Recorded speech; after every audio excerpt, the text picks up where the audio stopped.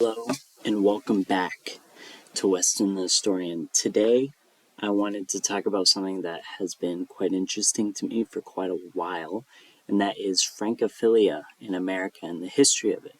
Because something that people will notice is that in America, there has been a great fascination with France and French culture and cuisine and architecture and literature and the language.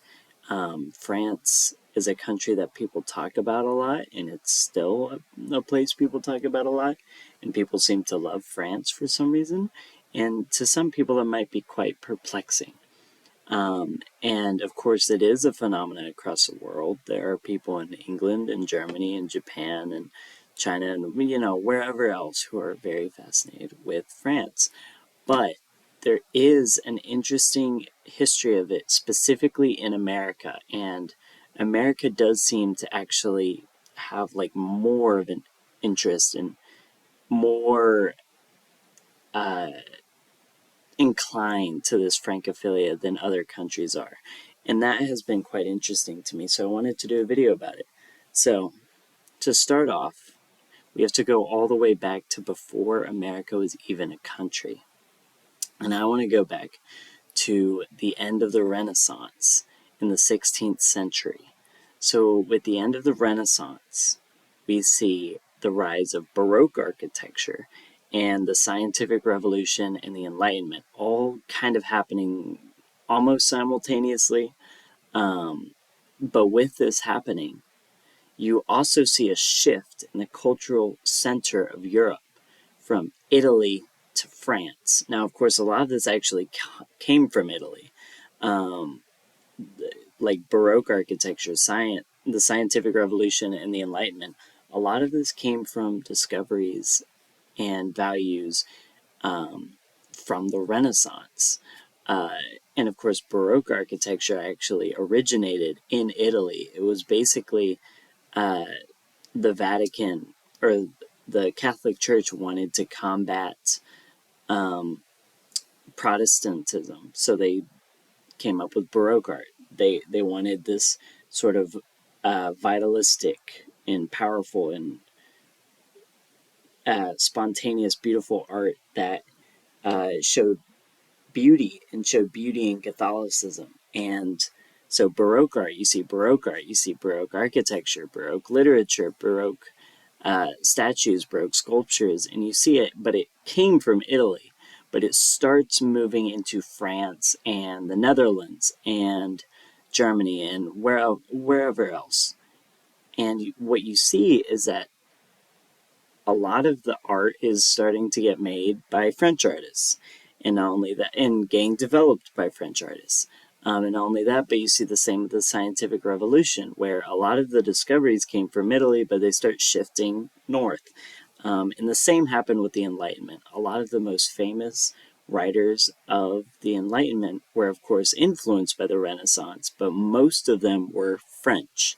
Diderot, Voltaire. There's a whole lot more that I literally can't think of right now because I didn't write too many names down.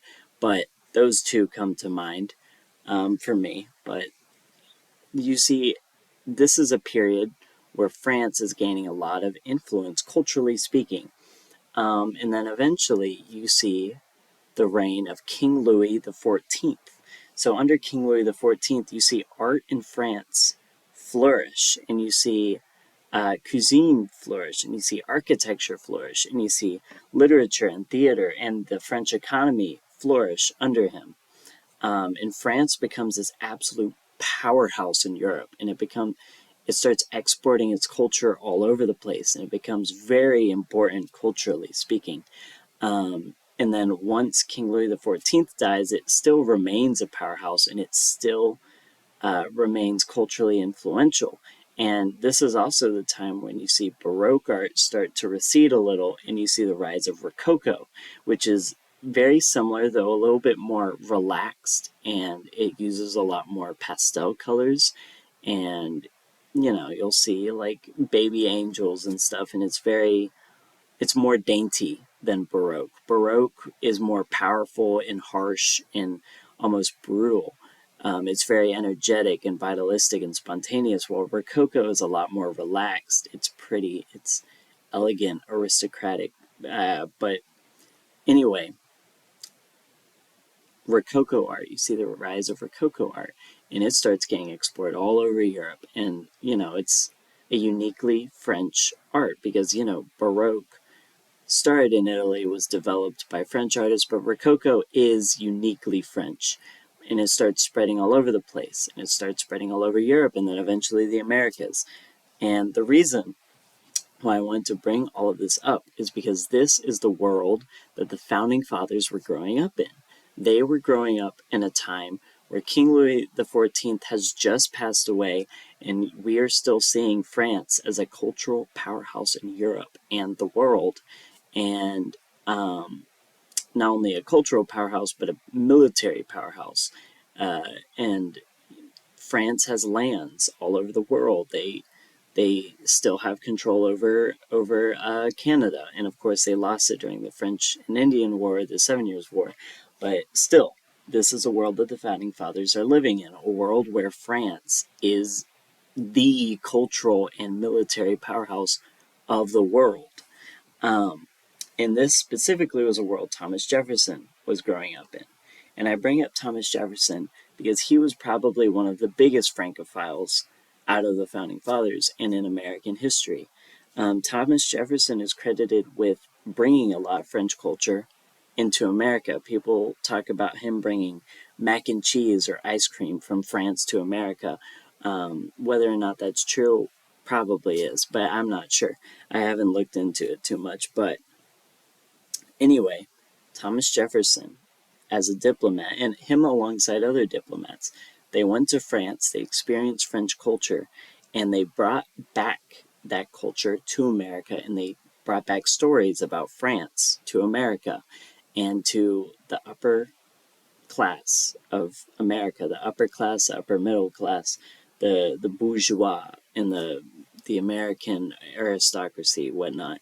And because of this, you see in America the American aristocracy, the American bourgeoisie, the higher class is of American society grow this great fondness for France. And they start sending their children off to France to get educated and to learn about the culture and to just travel in general. People start going to Paris to travel a lot, and people start bringing things back more and more from Paris. And not only that, but it should be noted that France is arguably America's first ally. Um, During the American Revolution, a lot of a lot of the victories won by America were won because of France, and France was ultimately our first ally as a country. We gained a lot of um, other sort of soft alliances from Russia and from Prussia and from other places around Europe. But the biggest ally and the first ally of the American War for Independence was France. And that should be noted.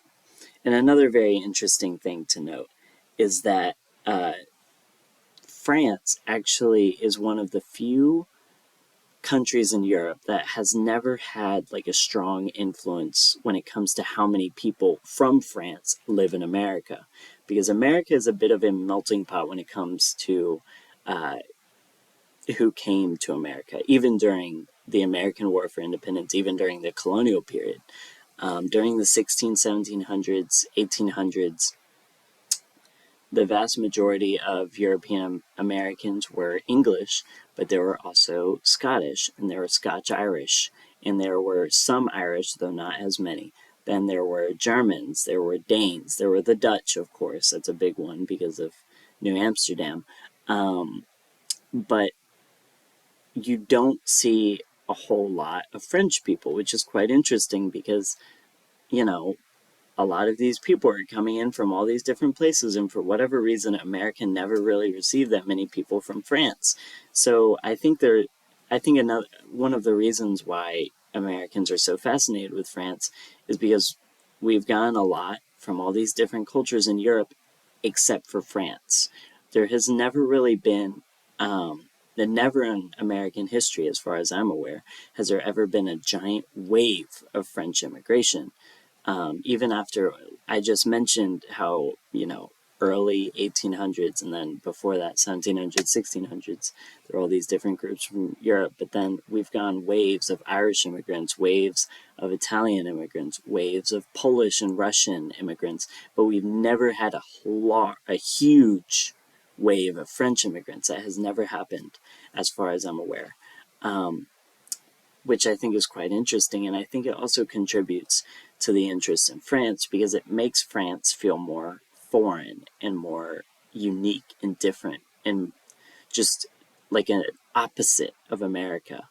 So in America, there continues to be that interest in France. And I think part of it is, of course, just the upper class having that history with going back to Thomas Jefferson, but I think also because we've never had that many French people in America.